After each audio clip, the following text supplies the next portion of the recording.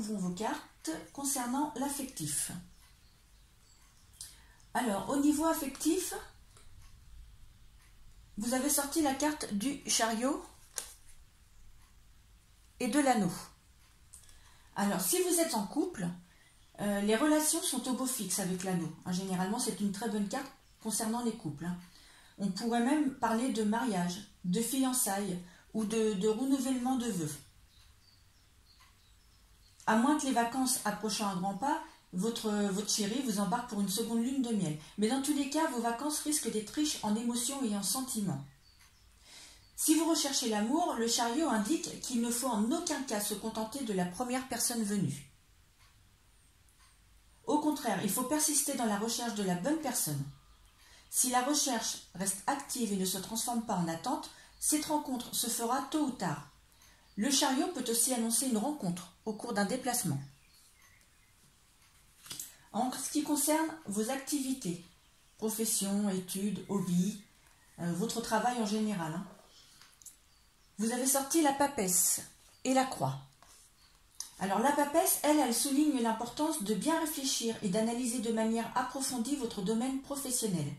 Si vous êtes en recherche d'emploi, le mois de juillet et le mois d'août ne seront peut-être pas propices à trouver du travail. Il vous est plutôt conseillé d'en profiter pour revoir votre CV ou de changer de stratégie de recherche.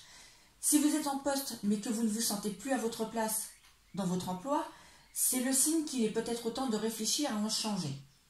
La papesse étant aussi la lame des études, peut-être devriez-vous penser à vous reconvertir dans une autre branche ou bien de faire une formation pour évoluer en interne. Dans tous les cas, il va falloir établir des fondations et des structures solides et faire preuve de persévérance en ayant une vision à plus long terme. Avec la papesse, la patience est essentielle, quel que soit le contexte. Sachez aussi que les progrès seront lents, peut-être plus lents que prévu que ce que vous aviez envisagé.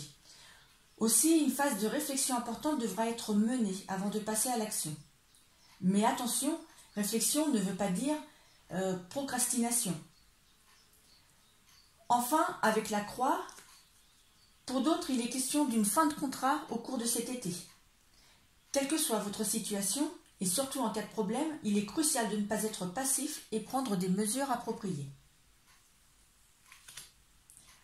En ce qui concerne votre situation matérielle, c'est-à-dire l'argent, les projets, les acquis, vous avez sorti la lune. La lune, elle peut annoncer des rentrées d'argent, notamment si elle est tirée en conjonction avec d'autres cartes positives, comme par exemple avec le lys. Dans ce cas-là, il peut être question de patrimoine, d'héritage ou de partage de biens. Le passé peut également jouer un rôle dans l'amélioration de votre situation financière. Cependant, la lune indique que la plus grande prudence est de mise. Le moment n'est pas venu de se montrer dépensier ou d'investir de façon conséquente. Avec la lune, la gestion financière est souvent risquée et vous avez plutôt intérêt à faire preuve de lucidité dans vos actions. Et avec le lys, si vous devez jouer ce mois-ci, on vous dit de vous fier à votre intuition. La carte de la lune est une carte d'intuition. En voyance, elle est souvent signe de ressenti.